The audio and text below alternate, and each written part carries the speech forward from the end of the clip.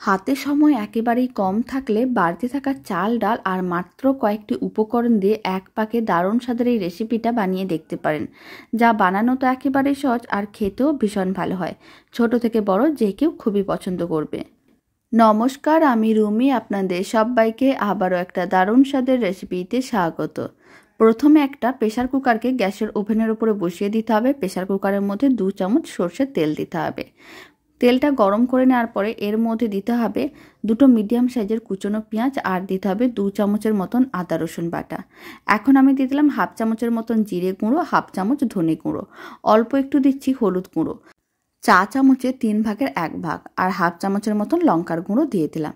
এবার সমস্ত মশলাগুলোকে একসঙ্গে ভালো করে মিশিয়ে নিতে হবে, মানে মশলাগুলোকে একটু ভেজে নিতে হবে। মশলাগুলো যখন ভাজা হয়ে যাবে তখন এর মধ্যে দিতে হবে অল্প একটু জল, মানে হালকা কাঁচা ভাবটা চলে যাবে, তারপরেই কিন্তু অল্প জল দিতে হবে। জল দেওয়ার পরে এখন এর মধ্যে দিতে হবে হাফ চামচের মতন লবণ। লবণটা খুব ভালো করে মিশিয়ে নিতে হবে। এতে কী হবে, পেঁয়াজগুলো অনেক তাড়াতাড়ি নরম হয়ে যাবে। এখন মশলাটাকে ভালো করে কষিয়ে নিতে হবে যতক্ষণ না জলটা শুকনো হয়ে মশলার থেকে তেল আলাদা হচ্ছে। আর লবণ দেওয়ার কারণে পেঁয়াজগুলো কিন্তু বেশ অনেকটাই নরম হয়ে যাবে। 3 মিনিট ফ্লেমটা হাইতে রেখে মশলাগুলোকে খুব ভালো করে কষিয়ে নিয়েছিলাম। আপনারা দেখুন জলটা শুকনো হয়ে তেল আলাদা হয়ে গেছে। এখন মশলা কষানোর মধ্যে আমি দিয়ে দিচ্ছি 5-6 পিসের মতন চিকেনের টুকরো। অল্প একটু চিকেনের টুকরো দিয়ে বানানো যায় আর খেতেও ভীষণ ভালো হয়। সমস্ত চিকেনের টুকরোগুলোকে খুব ভালো করে একসঙ্গে মিশিয়ে নিতে হবে। তারপরে মশলার সঙ্গে 1-2 মিনিটের মতন নাড়াচাড়া করে নিতে হবে। 1-2 মিনিট চিকেনের টুকরোগুলোকে নাড়াচাড়া করে নেওয়ার পরে এখন এর মধ্যে দিয়ে দিচ্ছি কেটে রাখা আলু। এখানে আমি 3টের মতন আলু নিয়েছিলাম মিডিয়াম সাইজের, সেগুলোকে হাফ করে কেটে নিয়েছিলাম। সেই আলু টুকরোগুলোকেও খুব ভালো করে একসঙ্গে মিশিয়ে নিতে হবে আর একইভাবে 1-2 মিনিটের মতন নাড়াচাড়া করে নিতে হবে। তারপরে এর মধ্যে দিয়ে দিতে হবে 200 গ্রামের মতন চাল।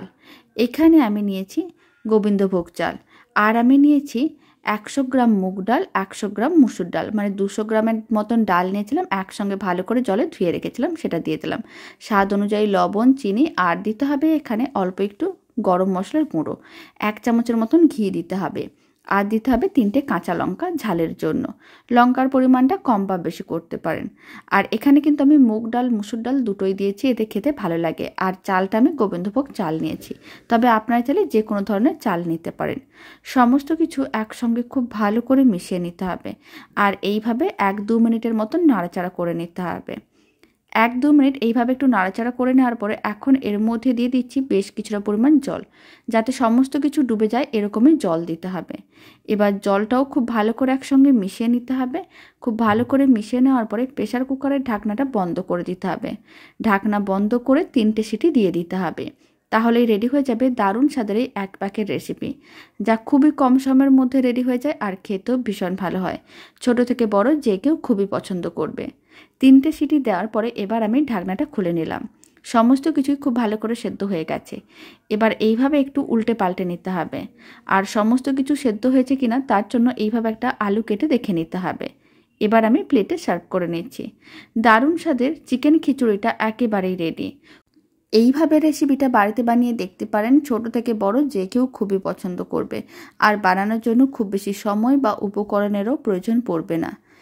ওপরে অল্প একটু ঘি ছড়িয়ে দিচ্ছি, এতে খেতে বেশ ভালো লাগবে। রেসিপিটা শেষ পর্যন্ত দেখার জন্য আপনাদের অসংখ্য ধন্যবাদ। তো চলুন ভিডিওটা আমি এখানে শেষ করছি। আপনারা সবাই ভালো থাকবেন, সুস্থ থাকবেন। আপনাদের সঙ্গে আবার নতুন রেসিপি নিয়ে দেখা হচ্ছে।